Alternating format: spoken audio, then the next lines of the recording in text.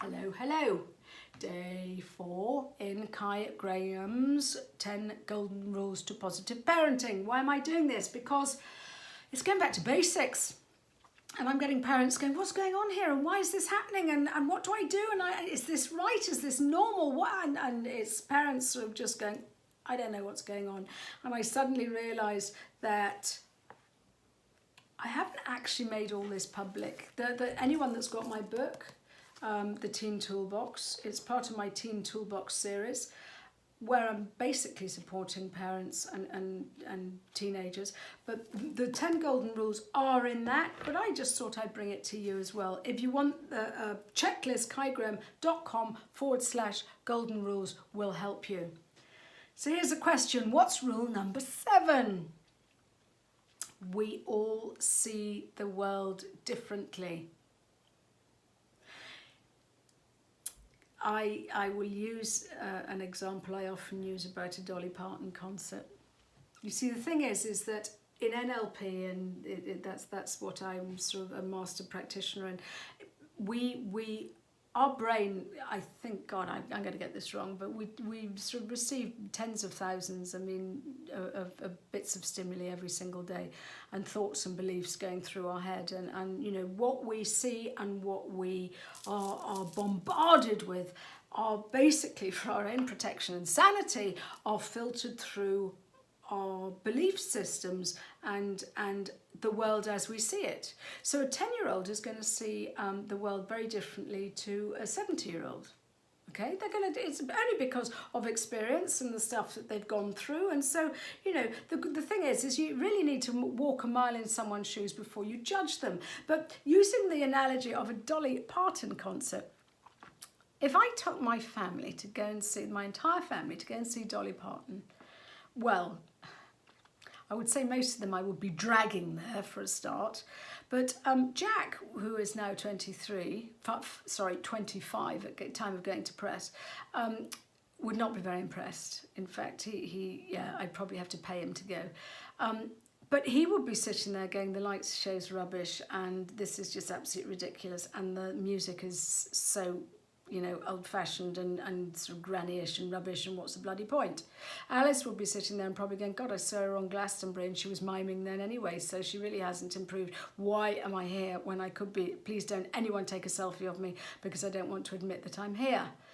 My husband would be all of the above and probably wouldn't be speaking to me for the next week because it would be a total waste of his time.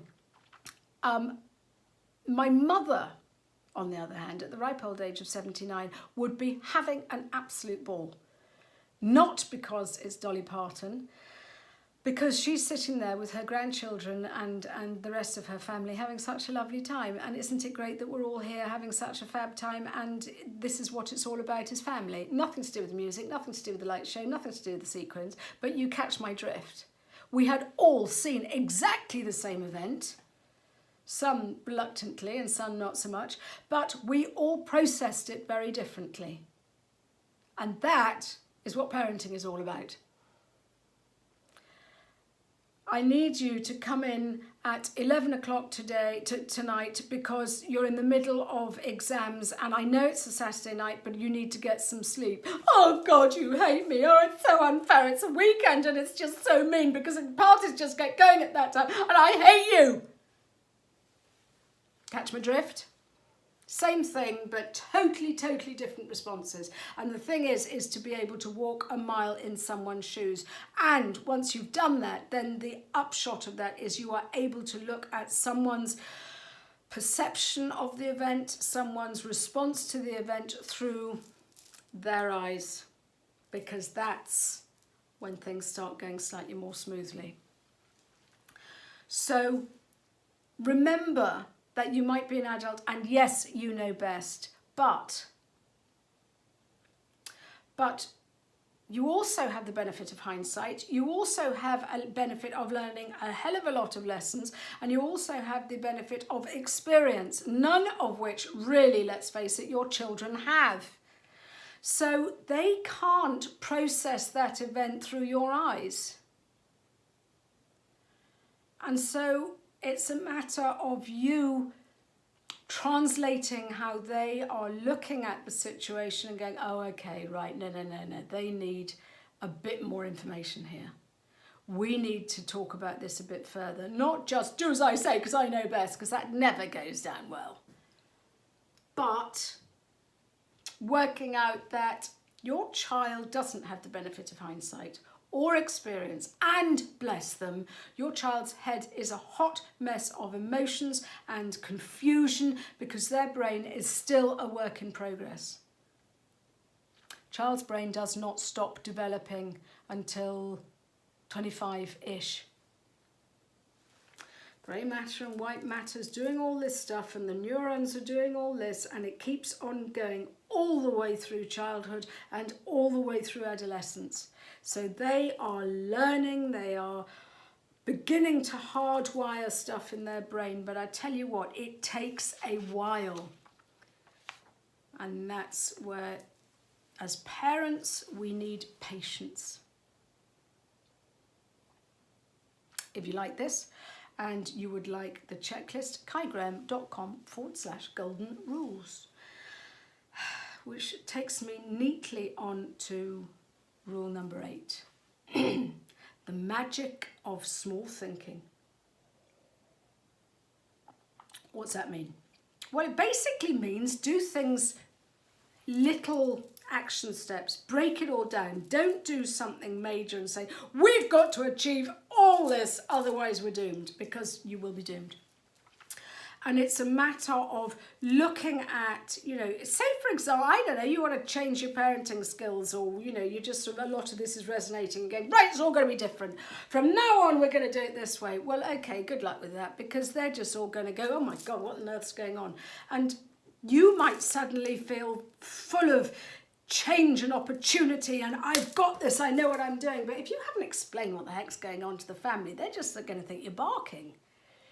So it's a matter of breaking people in gently.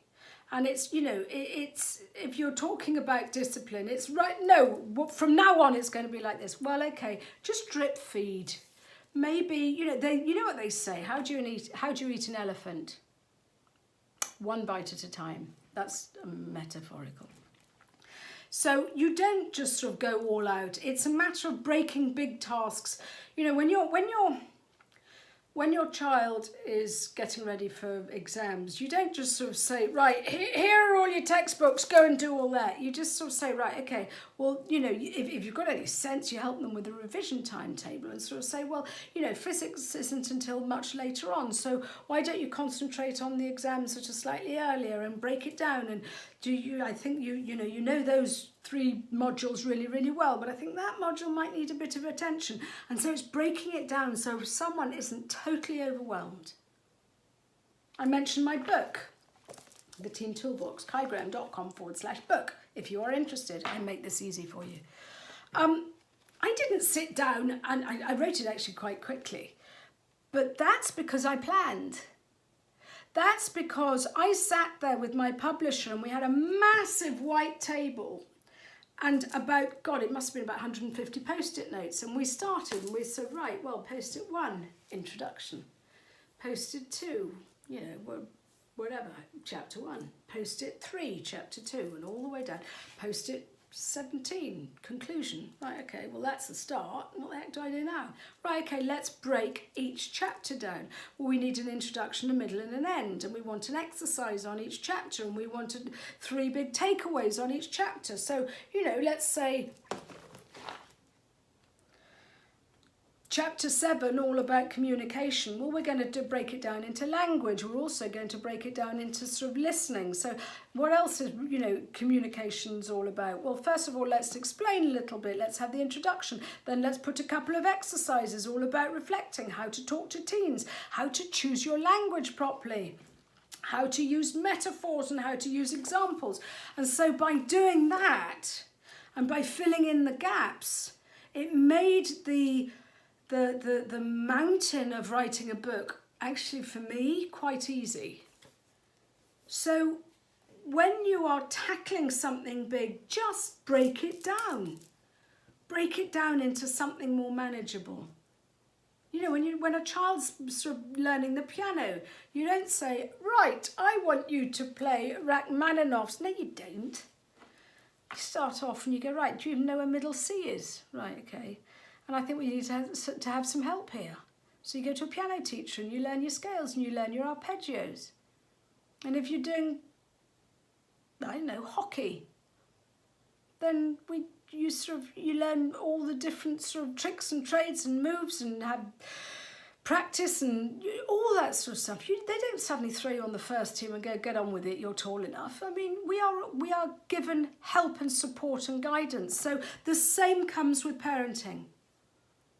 You know, if you just sort of look at your family and go, this is appalling, we've lost it. Okay, well, that's fine. Find out what areas you want to support and have action in the most sort of quickly. Maybe it's healthy eating.